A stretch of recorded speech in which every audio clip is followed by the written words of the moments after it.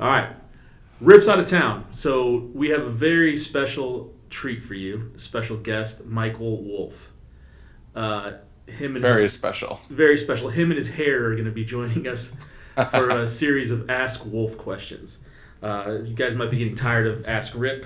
Probably not, but now we have Ask Wolf. And And Wolf, it's good to have a little bit of flavor in the mix. a little bit, yeah. Yeah, you're kind of the just a little bit different than Rip. You know, the hair and he's a Star Trek guy. You're obviously a Star Wars guy.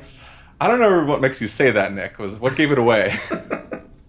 Hey, did you know that Ask Wolf was actually already taken by somebody else? Did you happen to search around for Ask Wolf? I did not. I just looked at the various places we posted it, but I didn't look at the hashtag. Yeah, so Ask Wolf is some kind of gamer, and yeah, let me just give you a sampling of some of Ask Wolf questions from these are from Twitter. This is going to be good. You can also find them on Instagram.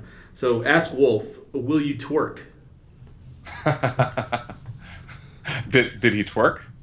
It's not a he. Oh, It's she. not a he. It's a she. Yeah. Some of you guys are going to be looking up Ask Wolf, and you'll be pleasantly surprised. Do we want to make that the first question? Sure.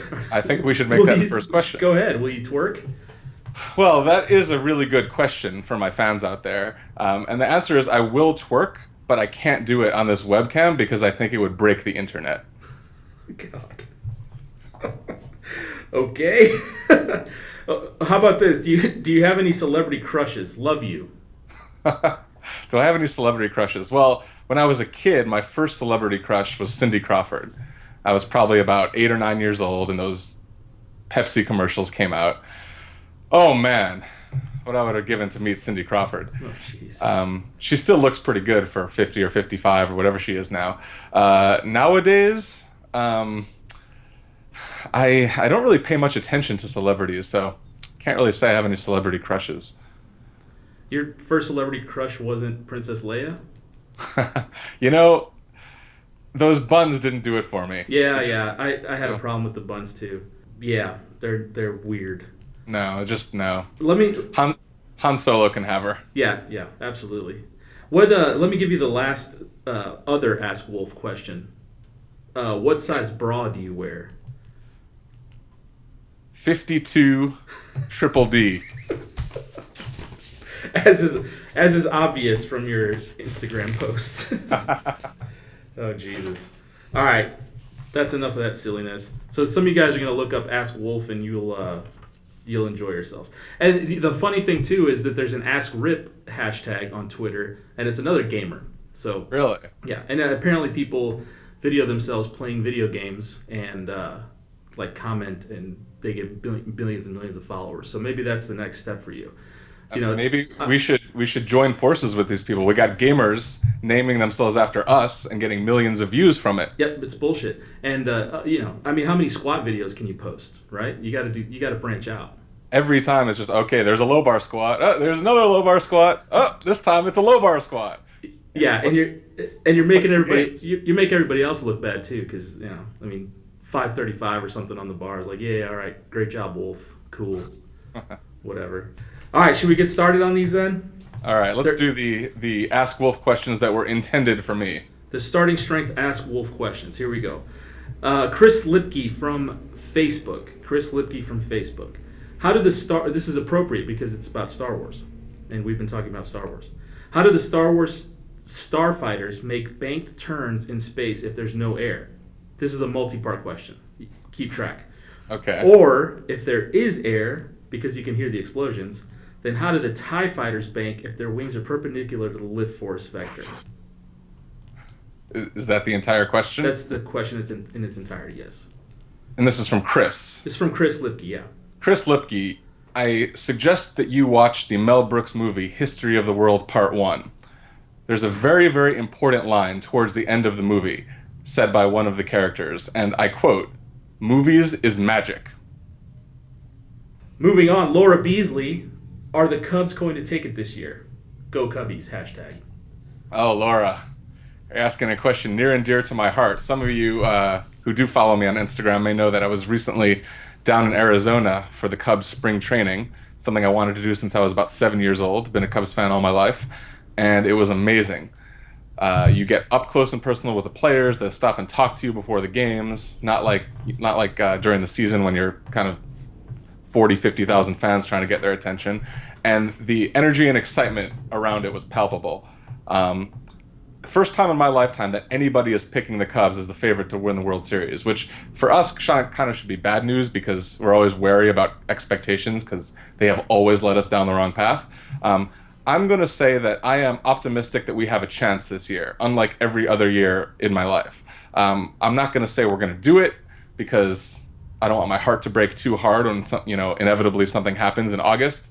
But I think this is the first year where I look at the team, look at our competition, and say, legitimately, we have a shot at the title this year. The Billy Goat curse may be broken. Let's go Cubs. Really? Yeah, I'm gonna put it out there a little bit. I'm not gonna go out on as far of a limb as some have, but I think we have a shot. I really do. With we got Jason Hayward this year. We got John Lackey, Ben Zobrist. We've added, filled some holes in a team that went deep into the playoffs last year. I think there's a shot. Well, I don't follow sports really at all, but the one thing I do know is that the Cubs just don't win the World Series Well, ever. And being from St. Louis, I know that St. Louis wins a whole bunch. Yeah, the Cubs and the Cardinals in St. Louis have this big, long-time rivalry that isn't really a rivalry because the Cardinals are always much better, and it's always been that way as long as I've been alive. It's a pretend rivalry. The Cardinals, at least in the last, I don't know, let's say in my lifetime, have won, I don't know, 5 World Series or something like that, 4 or 5. Something like that, yeah. Whereas the Cubs haven't even been there in 70 years. They haven't even gone there to lose since 1945. They haven't won in 108 years. So, I mean, we're talking. People sometimes think like, how long has it been since the Cubs won? To put it in context, this was before World War I. This was before the Wright brothers invented flight. I mean, a lot of important shit has happened since the Cubs last won the World Series. So it would be an awfully big deal if they did. But I'm feeling the tingles this year. That'd actually be kind of cool, if they won. As long as there's no fans that catch balls and screw everything up for everybody. Didn't that happen in Chicago? Didn't a fan catch a ball and everybody wanted to kill him? Yeah, well, that tells you about how desperate we are to win this thing. It was a little over 10 years ago, and we were in the playoffs. We had the lead in the series, we had the lead in the game, and we had our best pitcher on the mound in the 8th inning. We were up 3-0. Guy hits a foul ball, and a fan in the first row of the stands kind of reaches up just a little bit over the wall and interferes with our outfielder who was trying to catch it. He probably would have made the catch, you never know for sure, but the fan kind of interfered, missed the ball, and as soon as that happened, just as a Cubs fan, knowing the history, you just knew right there they were going to lose. Like all of the wind went out of their sails, and even though they had the lead and had their best pitcher on the mound, you just knew something was going to happen, and inevitably it did. They lost the game, they lost the next game, and they lost the series. And this was the first time in a while that they looked like they had a chance to do something. And that guy, Steve Bartman was his name. There's a good 30 for 30, ESPN 30 for 30 about this. If anybody's interested in watching it further. He was vilified. He was a Cubs fan for his whole life. He was involved in coaching Little League sports. He had to leave the stadium under security guard. Wow. Because people were throwing stuff at him, threatening him. He had to leave his home in the Chicago suburbs and move. I think he ended up moving down to Florida somewhere because people were so upset at what he did. So it basically ruined his life. So you do have some rabid fans who may let their emotions get in the way of better reasoning. But he was just excited about catching a game ball, and it ruined his life. I mean, if he had thought about it, he would have kept his hands back. It's just an instinct. When the ball's coming your way as a fan, you go out to reach for it. He wanted the Cubs to win just like everybody else. He wasn't trying to spoil anything. He just, he was in the wrong place at the wrong time. Anybody else in that seat would have done the same thing, and it ruined his life. So there are some people who may take it a little too seriously. I like to think I'm not one of them, but big Cubs fan for a long time. I would love to see him win this year. All right, let's move on. Rebecca Segan. I know her. I mean, she's a starting strength coach, but I've never had to say her last name. That's funny because I know Becca too, and I have no idea how to pronounce her last name correctly. Well, it's either Segan or Segan, so There you go. It's definitely not a hard. It's not a Kaigen. It's no, it can't be. All right. So, at what age did you realize your calves were destined for greatness? Hashtag massive circumference. Hashtag calf butt. Hashtag calf butt. That's great. Um, I don't know exactly what age, but I do remember at some point in high school, my mom referred to them as baby cows instead of calves. And that's when I started to think, maybe there's something to this. And then as I got out into the world and started working in fitness, a lot of people would comment on them. And I thought, hashtag calf butt. Now, of course, with the accent that the socks I wear to deadlift in put on them, I get comments on them all the time on the social medias. So apparently the kids like the calves. Yeah. Thomas Campitelli just referenced them in our coaches Q&A just yesterday. So the kids like them. I like to give the kids what they want. But it wasn't really until I was an adult that I really realized how destined for greatness they were. Yeah, you've always been very responsive to your fans, and it's one of the things that everybody really appreciates about you, you know. And I remember the calves for a long time, and now it's the hair, and these things just kind of take on a life of their own.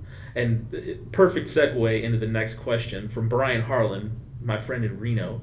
That sheen, Pantene? Well, Brian, as you might expect, when it comes to hair gains, you need to do a linear progression. You can't just start with a Pantene. It would be like going into the gym and putting 315 on the bar on your first day. You got to start with the cheaper brands like the Head and Shoulders and the Prel and stuff like that, and you work your way up through the mix. Then you maybe go to the generic, drugstore brand, and as you accumulate adaptations, you can get to a really nice product like Pantene, which provides a pretty damn nice sheen. So think of Pantene as like being an advanced novice. You're probably not ready for it yet, Brian, because you haven't put in the work. But if you keep at it, start with a Head and Shoulders, maybe at some point you're going to move to Dove and work your way up to Pantene. I'm sure if you eat, if you sleep, if you rest enough between your hair washings, you'll be good. Is there any room in this for some of the men's grooming products?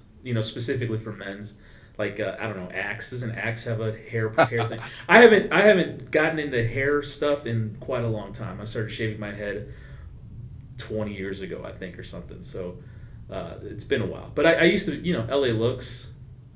LA Looks. Yeah, Ooh, man. I forgot about that. When I was a kid, I had some of that because I wanted my hair to look a certain way that it would never look like on its Absolutely, that's exactly right. And it was like cement. You put it in, and it would just lock it down. It basically was like concrete. Yeah. So we want to use this as a segue for the other hair care products. So I'm going to make all of you people very upset and jealous right now. I'm going to give you a list of things that I do not own. A, I do not own a comb. B, I do not own a hairbrush. C, I do not own a single item of hair product. D, I did not own a hairdryer until about a month ago. I bought my first hairdryer. I think the way that the kids put this when they're hashtagging on their social medias is hashtag woke up like this. This is really just how my hair is. I don't do anything to it. I wash it infrequently. I only wash it every few weeks, and I just let it do its thing. And this is the result. Look at it. Wow. Look. Yeah. Yep. And be amazed. Yep. All these women are fucking up. If they just woke up and washed it with, like, I don't know, baking soda or something, they'd be good. Yeah, just put some shampoo and conditioner in it maybe every 2 to 4 weeks. I'm more on the 4 side. Don't get it all dried out and let it do its thing. Man, that is awesome. There's a lot of good information coming out of this. Well, let's stop there. We'll pick this up next time on Ask Wolf. Thank you for joining us.